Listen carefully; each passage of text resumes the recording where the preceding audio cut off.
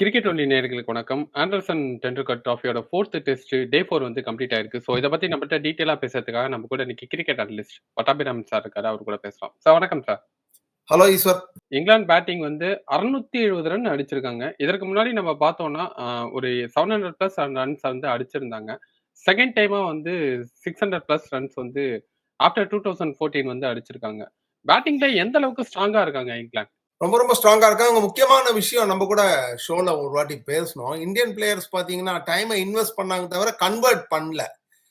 நம்ம சென்னை சேர்ந்த சுதர்ஷனா இருக்கலாம், ஜெய்ஸ்வால் இருக்கலாம். ஸோ ஒரு 5 டே மேட்ச்ல நீங்க 5-10 ரன்குள்ள அவுட் ஆயிட்டா எந்த பேட்ஸ்மேனுமே தன்னை மன்னிச்சுப்பான். பரவாயில்ல, ஏன்னா நம்ம ஃபார்ம்ல இருக்கோமா இல்லையான்னே தெரியாது. அவுட் ஆயிட்டோம்னா பரவாயில்ல, நம்ம 0ல இருந்து திருப்பி ஆடி அடிச்சிடலான்னு. பட் 40-50 அடிச்சிட்டீங்கன்னா யூஆர் இன் கண்ட்ரோல்ன்ற மாதிரி இருக்கு. அப்ப எமோஷன்ஸ், கேம், ஃபார்ம் எல்லாமே பாதம் நவுறது, எல்லாம் பந்த பாக்குறீங்க, மிடில் படுறது, பவுண்டரி வருது, எல்லாம் அந்த கான்டெக்ட்ல பாத்தீங்கன்னா நீங்க அதை வந்து நீங்க கன்வெர்ட் பண்ணாம 100-150 அடிக்காதது ஒரு பெரிய பிழை தான். அதனாலதான் நம்ம கொஞ்சம் தேங்கி கடந்தோம். அந்த கான்டெக்ட்ல பாத்தீங்கன்னா ஜோ ரூட்டோட 150 பென் ஸ்டோக்ஸோட 141 என்ன ஒரு வித்தியாசம் பாருங்க. ஒரு ஓஷியானிக் கல்ஃப் இருக்குது பாருங்க அந்த குவாலிட்டியில. அதனாலதான் அவங்களால அப்படி குவிக்க முடியுது. கட்சியில பாத்தீங்கன்னா கார்ஸ் எல்லாம் வந்து அடி அடி நச்சு, லைசன்ஸ் இருந்தது, குவிச்சிட்டாங்க கண்ணாபின்னான்னு. அவங்களுக்கு வந்து பொறுத்தவரையிலும் வெதர் பத்தி தெரியும், எப்ப பார்த்தாலும் மான்செஸ்டர்ல மழை வரும் தெரியும். ஸோ அவங்களுக்கு ஒரு வாட்டி ஆடினா போறோம். ஸோ மேக்சிமம் நிறைய ரன் அடிச்சுட்டு செகண்ட் இன்னிங்ஸ்ல கொஞ்சம் ரன் அடிக்கணும்னா கூட சிக்கலா இருக்கும், இக்கட்டான நிலை இருக்கும். அந்த வெதர் இன்டர்வென்ஷன் அது இது அந்த சிக்கல் இருக்கிறதுனால பிச்சில் ஒரு வாட்டி ஆடி நிறைய அடிச்சிடணுன்ற அந்த அந்த அந்த அந்த அந்த எண்ணம் இருந்தது. அது வந்து திருப்திப்படுத்திட்டாங்கன்னு சொல்லலாம். பட் அதுக்கு மெயின் காரணம் ரூட்டோட எக்ஸ்பீரியன்ஸும் ஸ்டோக்ஸோட எக்ஸ்பீரியன்ஸும் தான். ஸ்டோக்ஸை நம்ம எடுத்து பார்த்தோம்னா ஆஸ் அ கேப்டனா ஃபர்ஸ்ட் இன்னிங்ஸ்ல ஒரு 5 எடுத்தாரு. அண்ட் தென் அதை தொடர்ந்து நேத்திக்கு விளையாடிட்டு ரிட்டையர்ட் ஆயிட்டு எகைன் திருப்பியும் வந்து ஒரு 140 பிளஸ் ரன் அடிக்கிறாரு. ஆஸ் அ கேப்டனா அவரோட கான்ட்ரிபியூஷன் அப்படிங்கிறது எந்த அளவுக்கு டீமுக்கு ஹெல்ப்ஃபுல்லா இருக்கு? ரொம்ப பினாமினலா இருக்குங்க. ஏன்னா முக்கியமான விஷயம், இந்தியன் டூர் இப்பதான் வந்தாரு. போலிங் போட முடியல, பேட்டிங் ஆனாங்க, 4-1 அடிப்பட்டாங்க, ஹைதராபாத்ல வின் பண்ணாங்க. ஆலி போப்போட இன்னிங்ஸ் அது இதெல்லாம் தெரிஞ்சுது. அதுக்கப்புறம் அடிப்பட்டாங்க, ரிப்பீட்டடா அடிப்பட்டாங்க.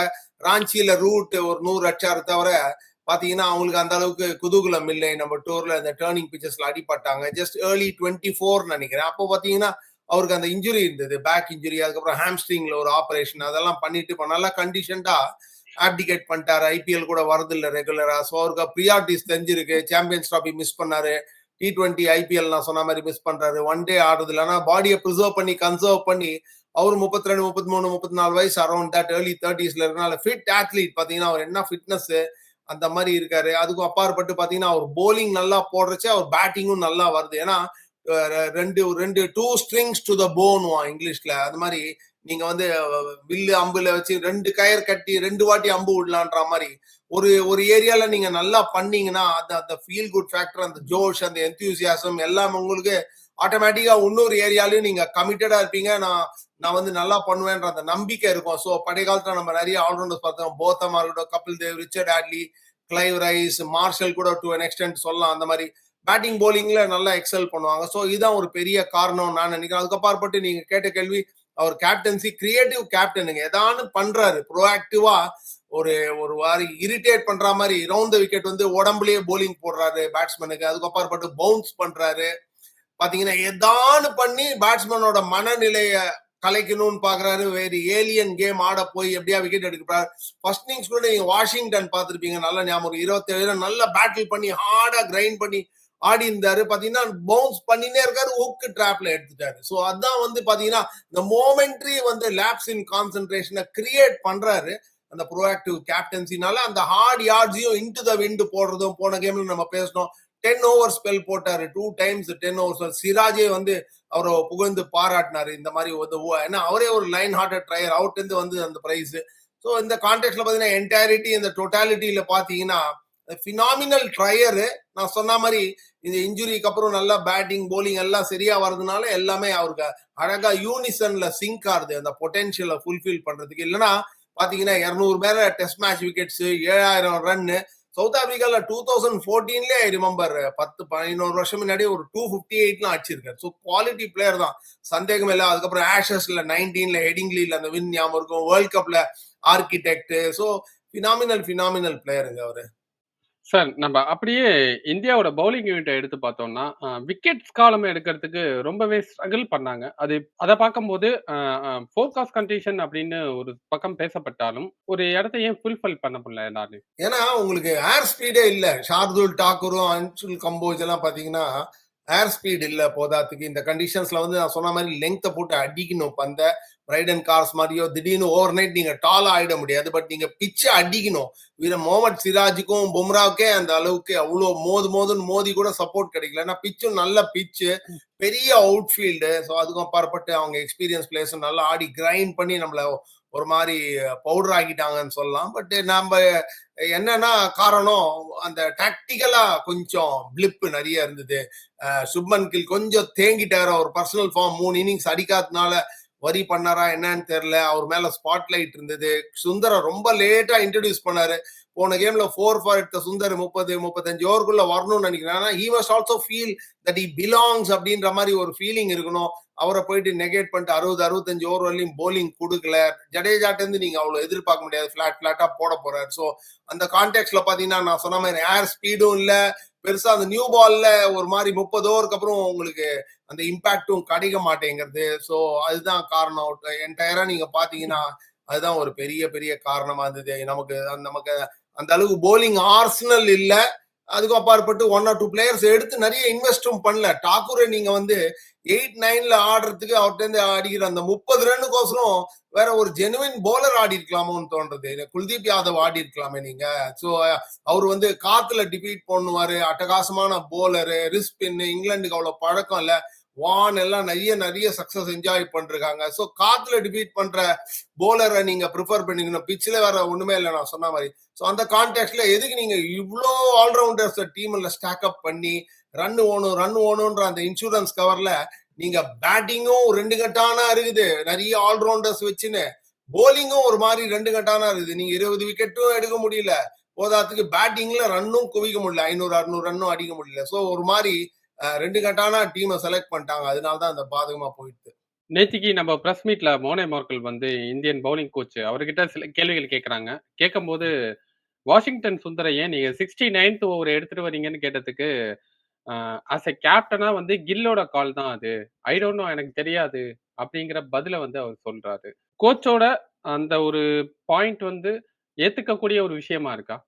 சி கோச்னா வெளில இருந்து இன்புட்ஸ் தான் கொடுக்கணுங்க. நான் ஏற்கனவே சொன்ன மாதிரி அந்த கட் ஃபீல் இருக்குல்ல, சில கேப்டன்ஸ்க்கு சில போலர் தான் கோ டு அப்படின்ற மாதிரி இருப்பாங்க. அவங்களுக்கு ஒரு இன்ட்யூட்டிவ் ஃபீல் இருக்கும். இவர்கிட்ட கொடுத்தா இவர் விக்கெட் எடுத்து கொடுப்பாரு, இவர் மேல எனக்கு அவ்வளவு நம்பிக்கை இல்லை அப்படின்ற மாதிரி. நான் நினைக்கிறேன் டாக்கூர் மேலேயும் அந்த காம்போஜ் மேல எல்லாம் அவ்வளோ வந்து அவருக்கு அந்த அளவுக்கு ஃபெய்த் இல்லைன்னு நினைக்கிறேன். டீம் செலக்ஷன் டூரிங் பார்ட்டின்னு பாத்தீங்கன்னா கோச் இருப்பாரு, கேப்டன் இருப்பாரு, அதுக்கப்புறம் அகர்கர் சேர்மன் ஆஃப் செலக்டர்ஸ் இருப்பாரு. உள்ள போய் இறங்கிட்டீங்கன்னா கேப்டனோட கால் தான். யார் எவ்வளவு ஸ்பெல் கொடுக்கணும், எந்த எண்ட்ல போலிங் போடணும். பும்ரா மாதிரி ஒரு சீனியர் போலர்கிட்ட கன்சல்ட் பண்ண போறாரு டெஃபினட்டா. எந்த எண்டு போட போறீங்க, அது இதுன்னு எவ்வளவு 5 ஓவர் ஸ்பெல்ல 6 7 டயர்ட் ஆயிட்டீங்களா, நிறைய போட்டு அவரை வந்து புழிஞ்சு எடுத்தீங்கன்னா 4வது ஸ்பெல்லோ 3வது ஸ்பெல்லோ சாயந்தரம் வச்சு போட முடியாது. ஸோ அந்த கான்டெக்ட்ல பாத்தீங்கன்னா கேப்டன்ஸ் கால் தான். ஓகே, இவர் நியூ கேப்டன். நீங்க கேட்கிற கேள்வி என்னன்னு புரியுது எனக்கு. புது கேப்டன், அவருக்கு நிறைய ஹெல்ப் தேவை. அந்த கான்டெக்ட்ல senior players like Morkel 300 wicket test மேட்ச்ல எடுத்திருக்காரு. போலிங் கோச்சா இருக்காரு. இல்ல கம்பீர் இருக்காரு, இந்தியாவுக்கு 52 டெஸ்ட் ஆடி இருக்காரு, வேர்ல்ட் கப் எல்லாம் வின் பண்ணி கொடுத்துறாரு. ஸோ அந்த எக்ஸ்பீரியன்ஸ் கோச்சஸ் எல்லாம் இருக்கச்ச அவங்ககிட்ட இருந்து என்ன இன்புட் வந்துதா இல்லையான்னு. பட் என்ன வேணா அவங்களுக்குள்ள அந்த பிரைவேட் டிஸ்கஷன்ஸ் நமக்கு சொல்லணும்னு அவசியம் இல்ல. ட்ரெஸ்ஸிங் ரூம்ல நடக்கிற பேச்சு கீச்செல்லாம் முக்கியமான விஷயம். Eventually the buck stops with the captain. Captain தான் ரெஸ்பான்சிபிள்.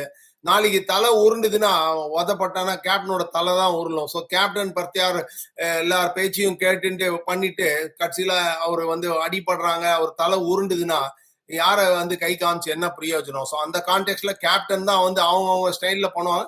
நான் சொன்ன மாதிரி இப்பதான் எமர்ஜிங் பிளேயர் கேப்டன். இப்பதான் அவரு ரஞ்சி டிராஃபிலாம் கூட பஞ்சாபுக்கோ அங்கெல்லாம் கூட லீட் பண்ணது இல்ல. ஸோ அந்த என்டையரிட்டியில நீங்க பாத்தீங்கன்னா கொஞ்சம் இன்எக்ஸ்பீரியன்ஸ் தான். இஸ் லேர்னிங் ஆன் த ஜாப்ன்ற மாதிரி.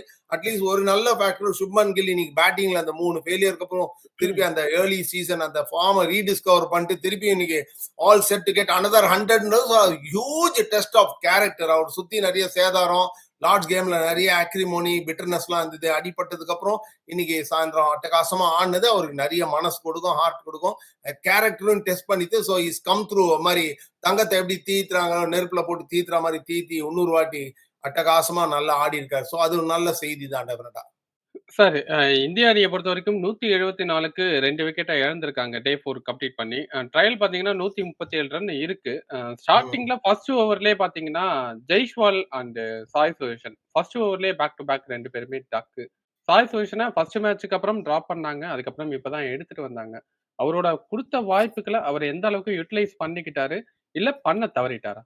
இன்னைக்கு மைண்ட் கொஞ்சம் கன்ஃபியூஸ் ஆன மாதிரி இருந்தது. பாதம் பாத்தீங்களா சரியா நவுத்தாம ஆடலாமா வேணாமான்னு 2 கட்டான அந்த பந்தை வந்து பேக் ஃபுட்ல போய் நீங்க கம்ஃபர்டபுளா பெருசா மூவ்மெண்ட்டோ பேஸோ ஓக்ஸ்க்கு வந்து பெரிய எக்ஸ்பிரஸ் ஆர்ச்சர் மாதிரியோ 140 பிளஸ் போடுறது கிடையாது. அவரு ரிலை பண்றது ஸ்விங்ல தான். ஓகே, 4th ஸ்டம்ப்ல போட்டாரு, அது ஷார்ட் ஆஃப் குட் லெங்க் தான், அடிச்சிருக்கலாம், சேஃபா ஆடி இருக்கலாம். அவர் என்னன்னா வந்த புதுசுல ஆடணுமா வேண்டாமா அப்படின்ற மாதிரி மடில்டு திங்கிங், கன்ஃபியூஸ் ஆனதுக்கு அப்புறம் போதாதுக்கு ஃபர்ஸ்ட் ஓவர்லயே அவர் ஜெய்ஸ்வால் அவுட் ஆனதை பார்த்திருப்பாரு. ஸோ போதாத்துக்கு 5 செஷன் ஏதோ ஃபீல் பண்ணிட்டு 600 ரன் 660 ரன் ஓடுன்னு ஓடி ஷார்ட் லெக்ல நின்று 23 இயர்ஸ் ஃபிட்டா இருந்தா கூட கொஞ்சம் டயர்ட்னஸ் செட் ஆயிருக்கும், மைண்ட் டயர்ட் ஆயிருக்கும்னு நினைக்கிறேன். முக்கியமான விஷயம், பேட்டிங்க்கு ஒரு மிஸ்டேக் பண்ணா போருமே, போலிங்கான 6 பால் போடுறீங்க, 5 4 கொடுத்தா கூட 6வது பால் நீங்க ஒரு மாதிரி மோமெண்ட் அந்த சீஸ் அப் பண்ணி விக்கெட் எடுத்தா கூட 20 ரன் கொடுத்துட்டு ஒரு டெஸ்ட் மேட்ச் பேட்டர் நீங்க விக்கெட் எடுக்கலாம். பட் பேட்டிங்ல வந்து நீங்க ஒரு மிஸ்டேக் பண்ணீங்கன்னா போருமே. ஸோ அந்த கான்டெக்ட்ல பாத்தீங்கன்னா மைண்ட் டயர்ட் ஆயிடுதுன்னு நினைக்கிறேன். அதுக்கு அப்பாற்பட்ட அந்த பாதம் ஆடலாமா வேணாமா 2 கட்டான. ஸோ அப்படி இருந்தீங்கன்னா நீங்களே உங்க விரல் எடுத்து உங்க கண்ணை குத்திக்கிற மாதிரி தான். அந்த கான்சென்ட்ரேஷன் லேப்ஸ்னால தான் அவுட் ஆயிட்டார். நீங்க சொன்ன மாதிரி 4 இன்னிங்ஸ்ல ஒரு 30 கூட இன்டர்நேஷனல் லெவல்ல ஃபெயிலியர் தான். ஸோ ஒரு அரை சதம் தான். இது மாதிரி சமயத்துல தான் நான் சொல்றேன், இந்த 60ன்றது நீங்க 160 அடிச்சிட்டீங்க வச்சுக்கோங்க, இந்த 3 ஃபெயிலியர் கூட உங்களை மறைச்சிரும். இப்ப 60ன்றது ஒன்னும் பெருசா தெரியல பாருங்க, மத்த 3 ஃபெயிலியர் தான் உங்களுக்கு பெருசா தெரியுது. இதுதான் வந்து பேட்ஸ்மேன் பண்ண வேண்டிய விஷயம். ஆஃப்கோர்ஸ் எல்லாருமே யங் ஒர்க் இன் ப்ராக்ரஸ் தான். யாருமே இன்டர்நேஷனல் கிரிக்கெட்ல வந்தோடனே பினிஷ் ப்ராடக்ட் ஆயிட போறது இல்ல. எல்லாருக்கும் எப்படி கில் வந்து கேப்டன்சில இஸ் லேர்னிங் ஆன் த கோவோ, அதே மாதிரி சாய் சுதர்ஷனுக்கும் ஓகே 23 இயர்ஸ்ல அடிச்சுதான் வந்திருக்காரு.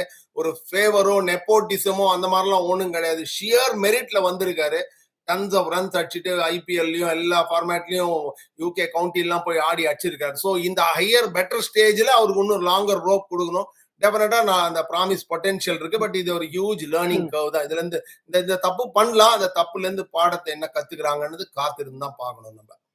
இப்போ கேஎல் ராகுலும் சுமன் கில்லும் சாலிடா பேட்டிங் விளையாடிட்டு இருக்காங்க. 2 பேருமே 80 ரன் அடிச்சிருக்காங்க. இதை தொடர்ந்து டே 5 அப்படிங்கிறது எந்த அளவுக்கு எடுத்துட்டு போறாங்க இந்தியன் பேட்ஸ்மேன்? இவங்க 2 பேரும் எந்த அளவுக்கு எடுத்துட்டு போகிறதுக்கான வாய்ப்புகள் இருக்கு? இது முக்கியமான விஷயம். மான்செஸ்டர்ல இதுவரையும் மழை வரல. ஸோ நாளைக்கு மழை ஃபோர்காஸ்ட்னு சொல்றோம். அது கொஞ்சம் பிளேயிங் டைம்ல கொஞ்சம் சாப்பிடணும். அதுக்கும் அப்பாற்பட்டு நம்ம மழையே நம்பியும் இருக்கக்கூடாது. நான் ஏற்கனவே சொன்ன மாதிரி கில்லோட அட்டகாசமான பேட்ஸ்மேன்ஷிப் ரீடிஸ்கவர் பண்ணிட்டாரு. அந்த கேரக்டரை டெஸ்ட் பண்ணிட்டு அட்டகாசமா ஆடி இருக்காரு. நாளைக்கு அப்கோர்ஸ் நியூ டே, நல்ல ரெஸ்ட் எடுத்துட்டு நியூ டே. ராகுலும் ரொம்ப அட்டகாசமா ஆடிறாரு. நம்ம பேசணும் ஷோல கூட 46ன்றது போறாது, ராகுல் 10 அவுட் ஆயிட்டு போயிட்டாரு, அவரும் குவிச்சிருக்கணும். ஸோ அந்த கான்டெக்ட்ல பாத்தீங்கன்னா இந்த வாட்டி அந்த தப்பை திருப்பி பண்ணக்கூடாதுன்ற மாதிரி ஒரு மெனக்கெடுறாரு. அந்த முயற்சி பாராட்ட வேண்டிய சமாச்சாரம் தான். பட் அப்கோர்ஸ் நாளைக்கு திருப்பி பேசுற மாதிரி ஃபர்ஸ்ட் அவர் ரொம்ப ரொம்ப இம்பார்ட்டன்ட். எந்த மாதிரி வானம் இருக்கு, எந்த மாதிரி பர்ச்சேஸ் எக்ஸ்ட்ராக்ட் பண்ண போறாங்க. பட் முக்கியமான விஷயம், பால் ஸ்லைட்லி ஓல்டர், மேபி இன்னும் 10 to 12 ஓவர்ஸ்ல நியூ பால் இருக்கு. ஸோ லஞ்ச் வரலையும் டெஃபினட்டா இந்த 10-12 ஓவர் போடுறது 40 நிமிஷம் ஆனா கூட மீதி அந்த பாக்கி வந்து அந்த 80 நிமிஷம்ன்றது ரொம்ப கிரிட்டிக்கல் தான். அந்த செகண்ட் நியூ பால் எப்படி ஆட போறாங்க, ஸோ அவங்களுக்கு என்ன மாதிரி பைட் கிடைக்கும், மேல கீழே ஆட் பால்க்கு வந்து போயிட்டு இருக்கு. பந்த் வேற ஓகே ஃபர்ஸ்ட் இன்னிங்ஸ்ல வந்தார், தவிர பயங்கர டெஸ்பரேட்னா பந்த் திருப்பி அந்த பேண்டேஜ் எப்படிதான் ஷூக்குள்ள போட்டுன்னு உள்ள வந்தாரோ அது பிரமாதமான விஷயம். திருப்பி அவரை மாதிரி வர போறாரா, அது டெய்லுன்னு சொல்ல முடியாது. ஓகே ஜடேஜா ஆல்ரவுண்டர்ஸ் எல்லாம் வந்துறாங்க, வாஷிங்டன் டாகூர் எல்லாம் வந்துறாங்க. ஸோ வர்ச்சுவலி பந்த் இருக்க போறா இல்ல பெரிய பெரிய கொஸ்டின் மார்க். ஸோ அந்த நியூ பால் ஃபர்ஸ்ட் செஷன் டெஃபினட்டா ஹியூஜ்லி கிரிட்டிக்கல். அதுக்கும் அப்பாற்பட்டு மான்செஸ்டர் இதுல நிறைய எப்ப பார்த்தாலும் மழை வரும். ஆஷஸ் கேம்ல பாத்தீங்கன்னா 2 days in a row மழை பெஞ்சு கெடுத்திருக்கு இங்கிலீஷ் சான்சஸ். ஸோ அந்த மாதிரி வென்யூல ஆடுறதுனால ஓகே ஒரு என்ன மாதிரி எலிமெண்ட்ஸ்ல இருந்து வெதர்ல இருந்து என்ன சப்போர்ட் கிடைச்சாலும் இந்தியா எடுத்துப்பாங்க. ஃபாப் டியூப்ளஸியும் இவரும் ஏபி டிவிலியர்ஸ் அடிலைட்ல 2012 வரும் ஒன் ஹோல் டே ஆடி ஆஸ்திரேலியா கவுத்தறுத்து டிராக் ஆடுவான். டிவிலியர்ஸ் மாதிரி ஒரு player, talisman, T20 champion, all time great T20 player Chris Gayle அவர்லாம் வந்து பாத்தீங்கன்னா ஒரு கையில எண்ணிடலாம் 3-4 பிளேயர்ல அவர் ஒருத்தர். ஸோ அந்த மாதிரி ஒரு பிளேயர் ஃபார்மேட்டிவ் இயர்ஸ்ல டிராக் ஆடி இருக்காரு. இது அவங்க south African interest 2012 Smith captaincy அடியில.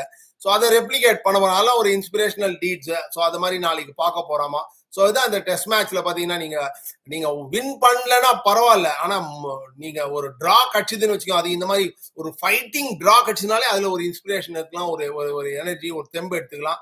நெக்ஸ்ட் கேம் ஓவல்குள்ள போகலாம். ஸோ முக்கியமான விஷயம் இந்தியாவுக்கு வின் சான்சஸ் ரொம்ப ரொம்ப ரொம்ப ரொம்ப லிமிடெட். சோசியல் மீடியால லக்ஷ்மன் 281 ஈடன் கார்டன்ஸ் ரிப்பீட்டா அது இதுன்னு பேசுறாங்க. இல்ல டிராயிங் ரூம் கான்வர்சேஷனுக்கு பெஞ்சில் உட்காந்து பேசுறதுக்கு நல்லா இருக்கும். தவிர அது மாதிரிலாம் நடக்க போகுதுன்னா டெஃபினட்டா ரொம்ப ரொம்ப ரொம்ப ரொம்ப ஸ்லிம் சான்சஸ் தான் அது நடக்க போகுது இல்லைன்னு தான் நான் நினைக்கிறேன். அதுக்கும் அப்பாற்பட்டு அந்த டிரா ஃபைட்டிங் டிரா கிடைச்சதுனாலே ஹியூஜ் விக்டரி. ஏன்னா நம்ம சீரீஸ்ல அட்லீஸ்ட் இருப்போம், லெவல் பண்றதுக்கு ஓவலுக்கு போறதுக்கு ஒரு வாய்ப்பு இருக்கு. Okay sir. 5th டேல பிட்சோட பிஹேவியர் எந்த மாரி இருக்க போகுது? அண்ட் தென் மழை வந்துச்சுன்னா பிட்சோட பிஹேவியர் எப்படி சேஞ்ச் ஆகும்? மழை வந்துன்னா அப்கோர்ஸ் டக்குன்னு கவர் பண்ணிட்டு போறாங்க. அது ஒன்றும் பெரிய இம்பாக்ட் இருக்காதுன்னு நான் நினைக்கிறேன். முக்கியமான விஷயம் நான் சொன்ன மாதிரி இந்த பால் தான். இந்த பால் ஏற்கனவே 70 ஓவர்ஸ் ஓல்டு. நாளைக்கு 10-12 ஓவருக்கு அப்புறம் நியூ பால் எடுப்பா. டக்குன்னு எடுத்துட போறாரு ஸ்டோக்ஸ். நியூ பால்ல தான் அவங்களை இந்த ஆர்ச்சர், அவங்களை இந்த கார்ஸ், அந்த ஆர்சனல் இருக்குது, போலிங் ஆர்சனல், ஸ்டோக்ஸோட அந்த ஸ்விங் 2 விக்கெட் கிடைச்சது. ஸோ இதெல்லாம் கான்டெக்ட்ல பார்க்கணும். அதுக்கப்புறப்பட்டு பென் ஸ்டோக்ஸ் பார்த்தீங்கன்னா நீ போலிங்கே போடல. ஹாம்ஸ்ட்ரிங் கொஞ்சம் பிடிச்சிருந்தாரு, உள்ள போயிட்டு வந்துட்டு திருப்பி இன்னைக்கு ஆடி 140 அடிச்சார். தவிர கொஞ்சம் ஒரு பேக் சைட்ல ஒரு ஹாம்ஸ்ட்ரிங்ல தான் இப்போ ஆபரேஷன்லாம் ஆயிருக்கு.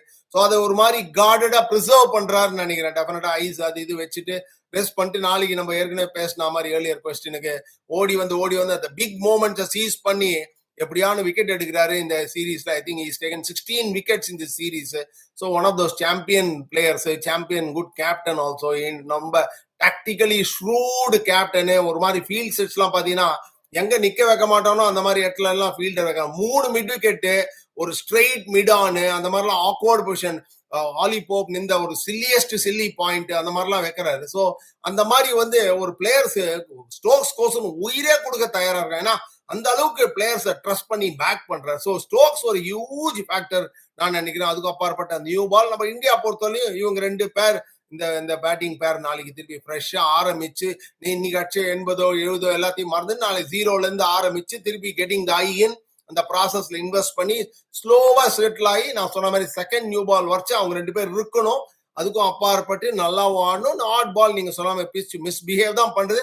பட் அவங்களுக்கு வந்து பயங்கர எக்ஸ்ட்ராடினரி ஸ்பின்னு இல்லை, அந்த ஹோல்டிங் ரோல் தான் பண்றா தவிர அந்த லெஃப்ட் ஆமர் லியம் டாசன் நிறைய டேர்ன் எல்லாம் பர்ச்சேஸ் பண்ண முடியல. ஒரு மாதிரி சொல்லுறாரு, பிளாட்டா தான் போடுறாரு. அவருக்கும் கம்பேக் 8 வருஷத்துக்கு ஆயிடுச்சு. ஸோ அந்த அளவுக்கு பயங்கர கிரேட் லெஃப்ட் ஆமர் அப்படி இப்படின்னு கேட்டீங்கன்னா இங்கிலாந்து டெஃபினட்டா ஒரு லியம் டாசன் கிடையாது டெஃபினட்டா. ஸோ இந்த கான்டெக்ட்ல ஒரு ஹோல்டிங் ரோல் டைட்டா போடுறாரு. மற்ற சீமர்ஸ்க்கு ரெஸ்ட் கிடைக்கிறது. ஸோ அதனால அவர் மேபி 1 or 2 விக்கெட்ஸ் எடுத்தா கூட அவர்கிட்ட அது ஒரு மாதிரி அது பிளெஸிங்னு எடுத்துருக்க மாதிரி இருக்கு. முக்கியமான விஷயம் பென் ஸ்டோக்ஸ் ஒரு ஃபேக்டர், நியூ பால் ஒரு ஃபேக்டர், இந்த பேட்டிங் பேர் இந்தியாவுக்கு ஒரு பெரிய பெரிய ஃபேக்டர். முக்கியமான விஷயம் ஆஸ் நியூட்ரலா நீங்க பாத்தீங்கன்னா கிரிக்கெட் எந்தூசியாஸ்டா ஒரு ஃபைட்டிங் டிரா பார்க்கறதுக்கு தனி த்ரில் தான். டெஃபினட்டா வின்னும் கிடையாது, லாஸும் கிடையாது. ஒரு ஃபைட்டிங் டிரா பார்க்கறதுக்கு வெதர் கார்ட்ஸும் ரிலண்ட் பண்ணணும்னு நம்ம எதிர்பார்க்கலாம். Okay sir. நாளைக்கு நிறைய காரணங்களை அடுக்கியிருக்கீங்க. ஒரு ஃபைட்டிங் டிரா பார்க்கறதுக்கு மழையும் வரணும். அண்ட் தென் இந்தியன் பேட்டர்ஸும் அதுக்கு ஃபைட் பண்ணணும் அப்படிங்கிற மாதிரி மழை இல்லாம நம்ம குவாலிட்டியிலேயே ஆடி வின் பண்ணோம்னா இன்னும் தெம்பு கொடுக்கும் ஓவல் போறதுக்குன்னு நான் நினைக்கிறேன். டெஃபினட்டா மழை வந்தா வேணாம்னு சொல்ல போறது இல்ல, நம்ம கண்ட்ரோல்ல இல்ல. பட் நம்ம மெரிட்லயே அந்த கட்ஸ்லயே ஆடி 2 பேரும் ஆடி அடிச்சு வந்தாங்கன்னா ரொம்ப அட்டகாசமா இருக்கும் டெஃபினட்டா. Okay sir. ஒரு 15 ஓவர் வரைக்கும் ஓல்டு பால் இருக்க போது, அதுக்கப்புறம் நியூ பாலை எந்த அளவுக்கு இவங்க 2 பேரும் ஹேண்டில் பண்ண போறாங்கிறதான் இந்த மேட்சே போக போகுது நாளைக்கு 5th டேல. இதை தொடர்ந்து பென் ஸ்டோக்ஸும் வேற இன்னைக்கு பவுலிங் போடல. நாளைக்கு அவர் பவுலிங்க்கு வந்துட்டாருன்னா இது எவ்வளவு ஸ்ட்ரகிளை வந்து இந்தியாவுக்கு கொடுக்க போகுது அப்படிங்கிறதையும் நம்ம வெயிட் பண்ணி பார்க்கலாம் சார். நேரம் கருத்துக்களை பகிர்ந்துக்கிட்டதுக்கு ரொம்ப நன்றி சார். நன்றி.